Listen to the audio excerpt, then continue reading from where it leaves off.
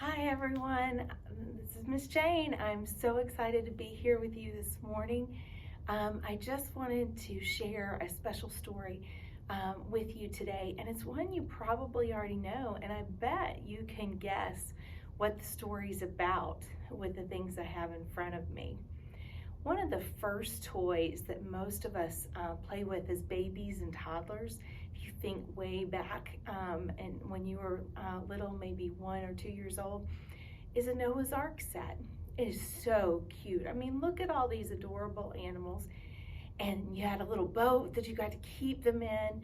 Babies love it. And then we adults get to teach them animal names and counting 1 and 2, just a 2. Matching each animal, like because they went 2 by 2, so I have 2 alligators. And lots of other things, colors, all of these are just adorable, these beautiful animals. But in reality, the story isn't cute and sweet at all.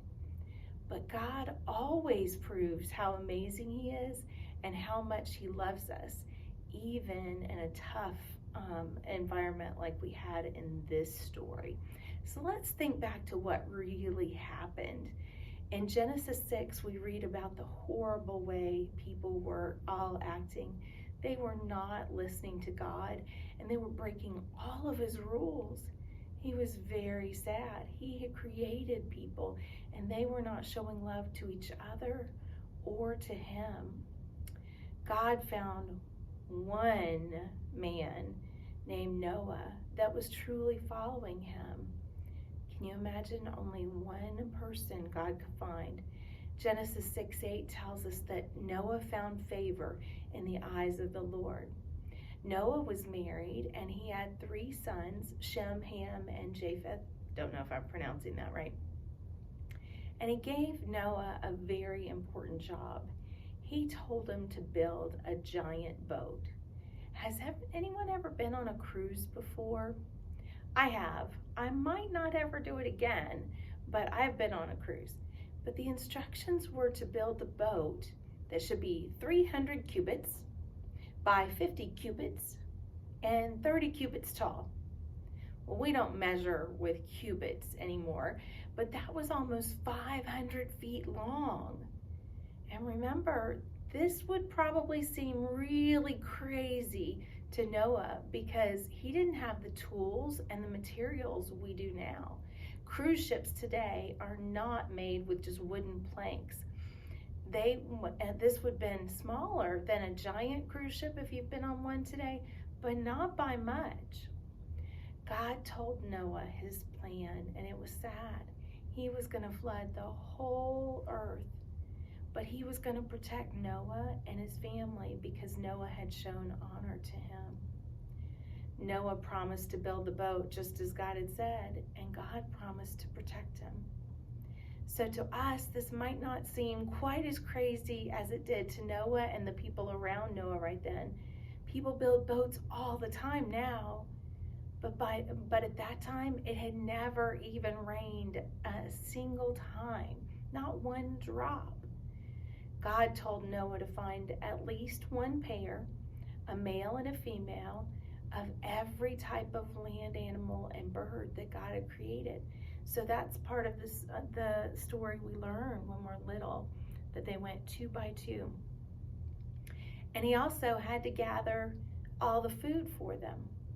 But it's not like Noah and his family could just go to the zoo and get 2 animals or a pet store. He probably had to work pretty hard to get 2 of every animal, and God helped. You know that Noah was about 600 years old when God told Noah to take his 3 sons and their wives and all the animals on the ark. We don't usually live that long anymore, but in Bible times, sometimes they did. They brought all the food themselves and all the animals too.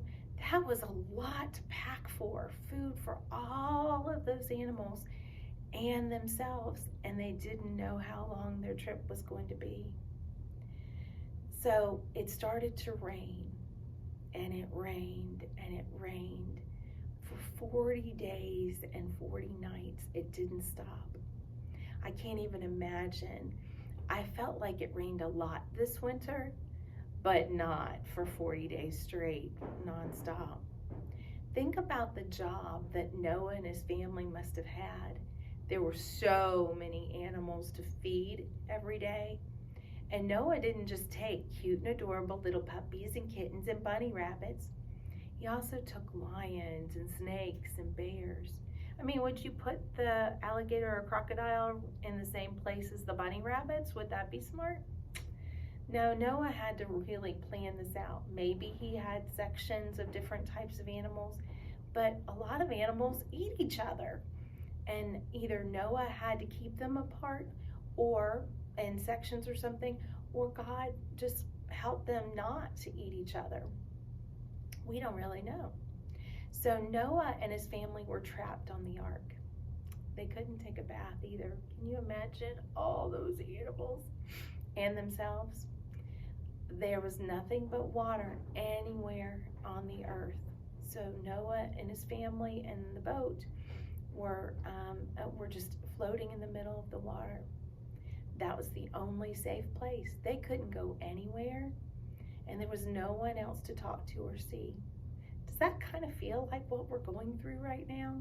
We can't see many people, and we're staying in our houses, but we have a lot more than Noah did, though. We get to buy more things at the store. We talk to people on the phone. We can have Zoom sessions with classmates. Noah didn't have any of those things.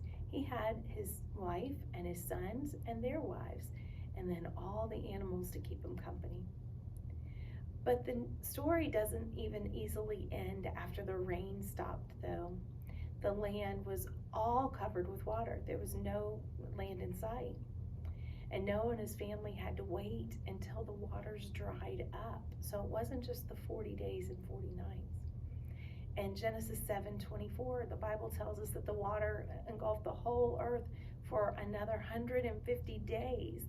That's 5 more months that they had to stay on the boat before the water even started receding, and they couldn't even see that then. So Noah was pretty smart, though. He sent a bird out to check for land.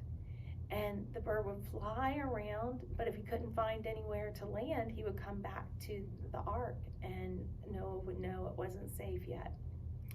Then he would wait another week, and he would send the dove back out. Finally, the dove brought back a leaf from an olive tree. Can you imagine how excited Noah and his family would be? Noah couldn't see the tree from the ark, but the bird had found it, so that meant there was land somewhere nearby for a tree to grow on. He waited another 7 days, then he sent out the dove. This time, the bird did not come back. Noah knew that the time in the ark was almost over, that the bird had found a safe place to stay. People who study the Bible say that Noah and his family were on the ark for about a year. They had to eat the food they had stored on the ark, feed and take care of the animals, and just wait for God to dry up the floodwaters. Do you know what Noah did when he first got off the boat? Can you think of what he might have done? People now are asking, what's the first thing you're going to do when you're not quarantined at home? He worshiped God. He built an altar and he gave an offering to God. Do you think that we will do this first when we're able to go back to our normal lives? I hope so. God promised Noah and us that he would never again flood the whole earth. He said this was an everlasting covenant. Covenant's just a big word for a promise. And he set the rainbow in the sky as a sign and a reminder of the promise. What a beautiful and creative way to help us remember. Every time it rains, the rainbow's there. I love to see them in the sky. I can't always find it after the storm, but it is such a blessing to find one stretched across the sky. God loves us so much that he wants us to know he will never do that again. Noah had such incredible faith to build a giant boat at a time before it had ever rained. He gathered all the animals and his family and moved him into an ark because he trusted God. He worshiped and he praised God when he made it back on land. And I bet he did it while he was on the ark too. We can trust him now too. Look for a rainbow the next time it rains if you need proof of that. God always keeps his promises. This is one of the first ones that we have in the Bible that we can read about, but it has stayed true and it always will. Remember, it's an everlasting covenant. I have a few pictures just to maybe try and help you see what it might have looked like. We don't really know. Some of you may have been to a place called the Ark, I think it's in Kentucky, where the people built something that would be similar to the Ark. They studied the Bible and all the instructions that were there. So that is pretty amazing. Look at how small Noah and his family are compared to that giant boat and how they had to build it. And then he and his family gathered all of the animals 2 by 2 and they brought them on the ark. It looks like the animals just walked on there. I'm not sure that that's really what happened though. I don't think you could convince all those animals to do that unless God stepped in. And then maybe this is what it looked like for those 40 days and 40 nights when it just rained and rained and rained. When the land finally dried up, the ark kind of rested itself on a mountain, we believe, and they could have some dry land. It didn't mean all the water had gone away, but they could get out.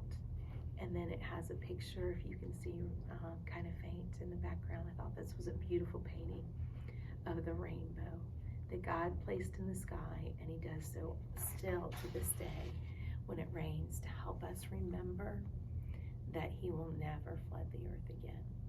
So if you think back to when you were a little toddler and you remember those precious little toys of the animals 2 by 2 and maybe the rainbow that you got to draw and color, those are all great reminders. But it's also a sad story because God had to look so hard to find one person that would follow him. I don't want God to have to work that hard. I want all of us to be following him. Can you do that this week? I hope you have an awesome week learning about God and helping your families and really focusing on God's promises because they will always be true. Love you guys. Have a great week.